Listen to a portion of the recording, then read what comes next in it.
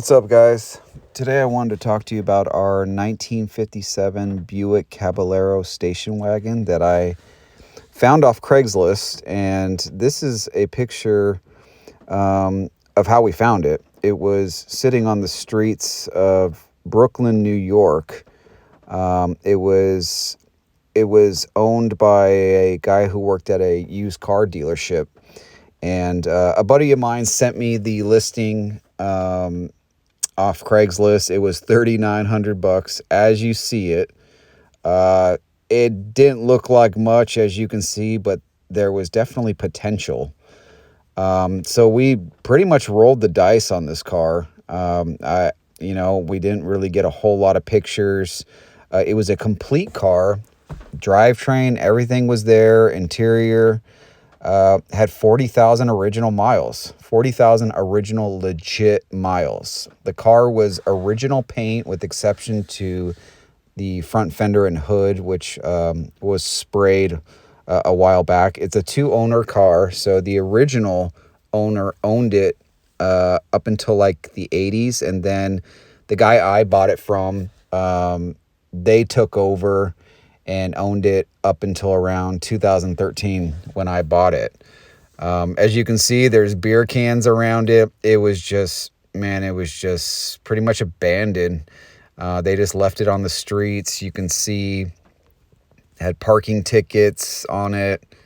It had this big old antenna there. I forget what they call those radios. I just can't think of it right now, but that was the first thing I removed from the car, was this big old antenna.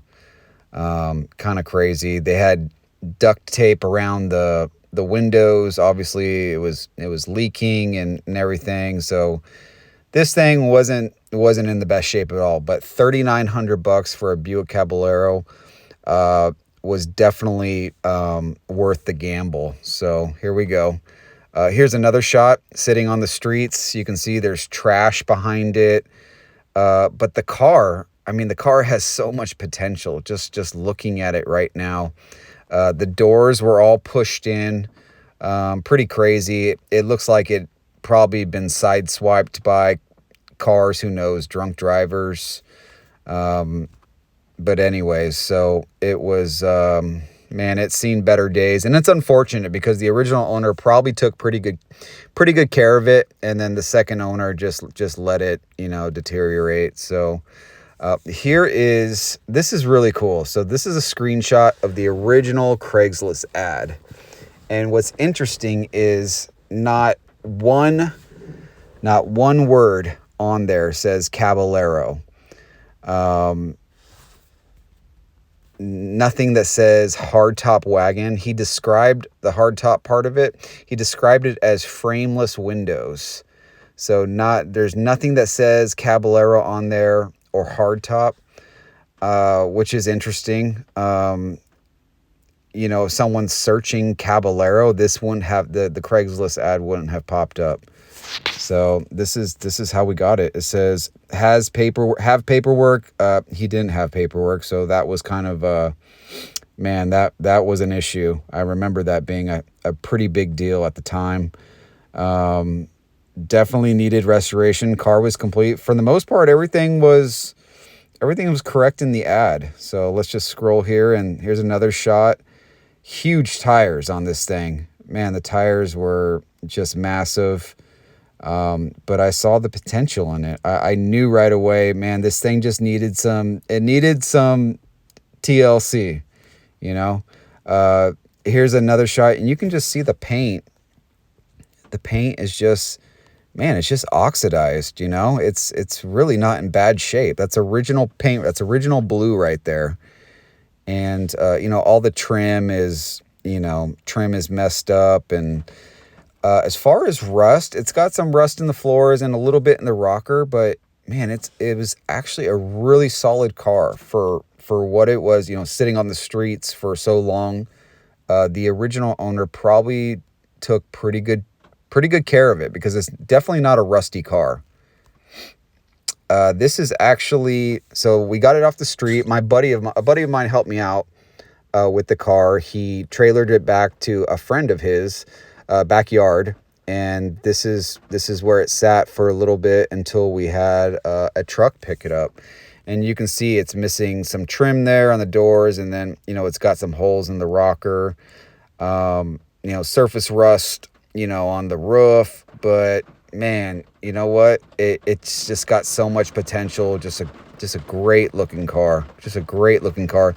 The bumper end was all rusted, and this is kind of how 57 Buicks are. They rust in the bumper ends because the exhaust comes out of the bumper end. Very hard to find rust-free bumper ends. So I was fortunate. The driver's side was good. The passenger side wasn't that good at all. Really rusty, and I was able to find a spare and replace it. Here's another shot from the front end. Great looking car. License plate all beat up. Again, I saw the potential in it. Just a great car, man. $3,900 for a Buick Caballero. Can't go wrong. And here's where the truck finally picked it up after about 4 or 5 months of waiting. I just remember being super excited at this point. You know, this was 2013. I was 29 years old, I think. And this is the first car that I owned that wasn't a Chevy Nomad. I was pretty much Nomad or no car up until this point. So I was really excited about this. And my dad and I were both really excited. We're excited to get it back. It had the 364 Buick Nailhead with the Dynaflow transmission. I mean, this thing was original, and a very original car, not touched, so unmolested. It's just unfortunate it wasn't taken better care of. New York plates, really cool look. Really look. These cars just look amazing from the rear. No taillight lens on the passenger side. But again, these are just very, very minor things that really didn't matter at this point. Now here, this is a cool shot because if you look closely, you can see snow on the roof, on the top of the bumper. You had some snow there. I remember getting this picture. The seller sent me this picture, and I just remember being super excited at that point. You can see the doors were side-swiped. The doors on both sides were pretty banged up. I remember that kind of stressing me out a little bit, but $3,900 for a complete Buick Caballero. Really can't complain too much. Now here is actually in Arizona of the car being delivered. That's the truck backing into our spot there. Very cool shot.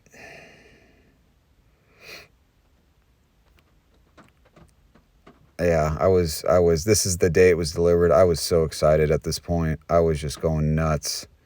I mean, you got to think I was waiting 4 or 5 months, and it finally arrived. Here's the inside of the car, you know, in great shape. You know, it's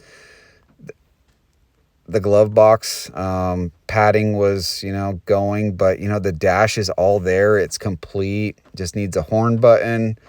They tried to, so the car was not running. They were trying to get it started. They couldn't figure out why it wouldn't start. They started messing with the ignition switch and all these things. They never got it started. So we got it back, and we had some work to do, but the interior, just all original. I mean, you can see the side panels are in great shape. It was, you know, it was just all there. Just very, very good interior for a $3,900 car. Very nice. And here it is after I spent like a day of scrubbing it.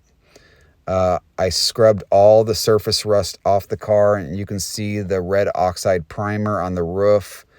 Anywhere that there was surface rust came off with a soap pad, and usually wherever I rubbed the surface rust, there was red oxide primer underneath. So a very cool look at that point. Still had the ugly tires though. The tires were, I just knew when we get white walls on there, it was just going to be a total game changer.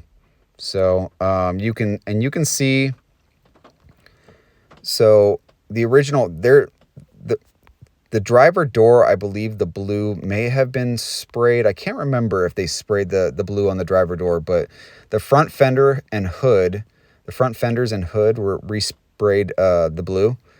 And then the rest was original paint. I can't remember if the driver door was also sprayed, but for the most part, original paint car. And here we have finally the white walls, and it's just like a totally different car with the white walls. Just an amazing look. So you can kind of see the tires and the wheel in the back there. It looks far into the car. They broke one of the torsion rods back there, torsion bars. One of them snapped, and when it snapped, the car shifted over to the driver's side. So that's why it looks kind of like skewed to the driver's side. That's something I fixed later on, and you'll see.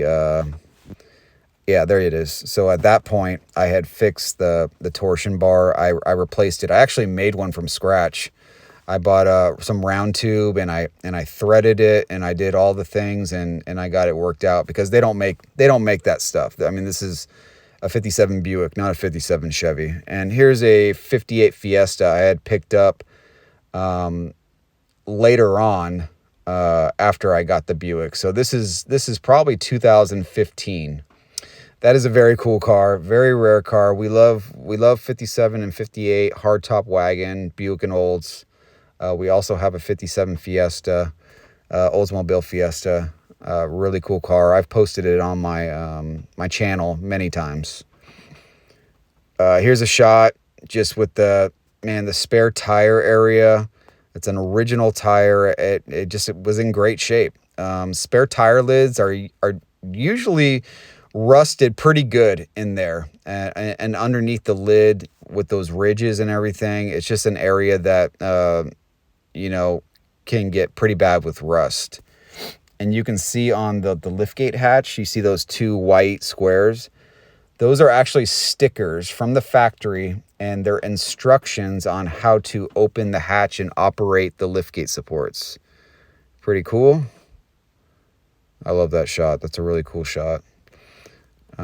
Here's just another shot. This is after I scrubbed it. The paint is, the paint's looking good, looking decent for what it was. And I believe I had pulled out the door in this picture.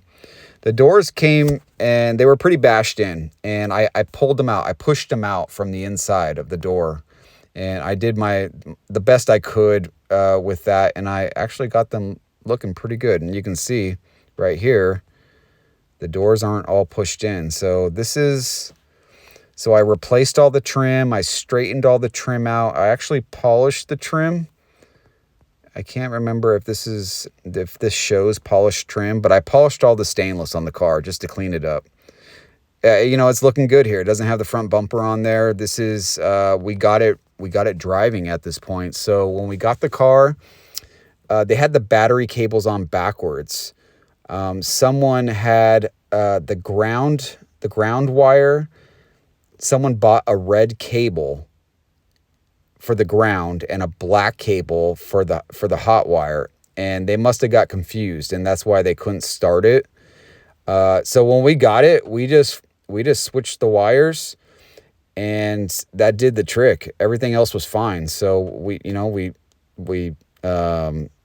put some starting fluid, and we were able to fire it up. And once we got it fired up, we had the carburetor rebuilt, and then I had the gas tank coated, because the gas tank, they had issues with the gas tank, and they don't make gas tanks for these cars. So I had it opened up, and they sandblast and coat it inside and out, and we did all the the necessary things. So we ran new lines, new fuel pump, new water pump, all the little things, right? Rebuilt the carb, Patronics ignition, new spark plug wires, all that stuff. And the car is a legit 40,000 original mile car, and it's awesome. I mean, it was a great driver for what it was, man. A Craigslist find for $3,900. now you can kind of see the paint on the front end compared to the rest of the car. So it's really kind of a bummer that they sprayed the front end. They had done some body work in the front there, which is why they resprayed it. I don't know why they didn't spray the whole car, but it is what it is. It's looking pretty good there. There's another shot. I love the back ends of these cars, man. They just look awesome with the trim on the roof. Great bumper, just an awesome car. So here it is, white walls, hubcaps. I actually took the original wheels and I sprayed them kind of like that orangey red. And I really like the look. I like the look of the red with the blue paint. It's just a really cool, classy look. And here it is after I lowered it 3 inches. So I used Jamco 3-inch lowering springs in the rear, and then I clipped a few coils in front. It gave me a 3-inch drop. And it looks really good with the drop. It's just a perfect classy drop. Nothing too radical. I still wanted to use the factory hubcaps and the factory wheels, and it looks great. The car looks unbelievable. I rubbed out the paint as good as I could. Polished all the trim. It came out pretty good. I just tried to make the most of what it was. I just, without getting into like a deep restoration or something, I just wanted to make the best of it. And I think we did a pretty good job. It looks great. Cleaned up all the chrome. You can see the bumper end. I replaced it. All the chrome's in decent shape for being what it is, man. It wasn't too bad at all. And I polished all the stainless around the glass. The side trim, polished all that. The fender ports on the fenders. Here's another shot, 3-inch drop. Looking pretty good. I remember after I lowered it, I was pretty excited about the car. Still got to repair the rust in the rockers, but for the most part, man, it's just a blast to drive. Here's another shot after we lowered it. Car's looking pretty good. So I actually ended up stripping the top layer on the fenders to get to the original paint underneath. It really bugged me that the paint didn't match. The fenders and the door paint didn't match because they resprayed it. So I ended up sanding it off just so it flowed better. I didn't do it on the whole fender, but just on the parts that you could see right there. And I just wanted it to be a nice transition. I didn't want it to be obvious. So that took a lot of time, and it came out nice, Whoops. So here's another picture, lowered, looking awesome, man. Car, just great lines. Buick Caballeros, 57s, just awesome lines. Hardtop styling, roof trim. You got the Buick side trim, the fender ports. Just an amazing car. Here it is at my house. Awesome. I was driving it a lot in 2018. There's another shot. Great styling. Here's at the gas station. Looking pretty good. How about that? How about those gas prices, huh? Nice. And here's another shot up front, and it just looks great, man. To snag a Buick Caballero for this amount of money and to get it running and driving and presentable, it's a beater, but it still looks cool as hell, man. There's another shot after the drop. The drop was perfect. The wheels and the fenders, and it just a very classy drop. Really like the drop. Here's another shot. Just awesome. I really like the color too. The blue is really cool. You can see the hole. There's the hole from that antenna that they put on for the radio. Kind of annoying, but one of these days I'll repair it and try to match the blue somehow, or maybe I'll just shoot it with red oxide primer. That'd be kind of cool. And here's parked out front of my neighbor's house. Really cool. Just looking good, man. Put Flowmasters on there. It sounds great. I'm going to do a full MadMooks review coming up shortly, and I'll show the whole car. But what we did, taking this car from New York to Arizona with the amount of money, you know, it's proof that there are deals still out there. Granted, this was 10 years ago, but still, there are deals out there. You have to have, you got to put in the time. You got to be dedicated to finding the deal. You got to look every day, sometimes a few times a day, to find the good deals will go quick. Everyone seems to be in the business now of flipping cars.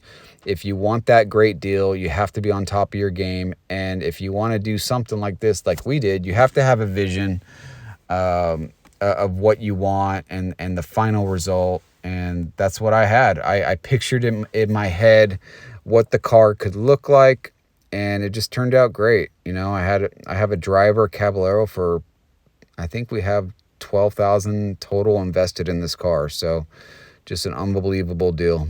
And that is it. So I appreciate you guys watching. This is my first little voiceover video, and I got a ton of photos from years and years ago where I didn't take video. So I think I'm gonna try this voiceover with a lot of the photos that I have from years back, and I think you guys will enjoy them. Thanks for watching.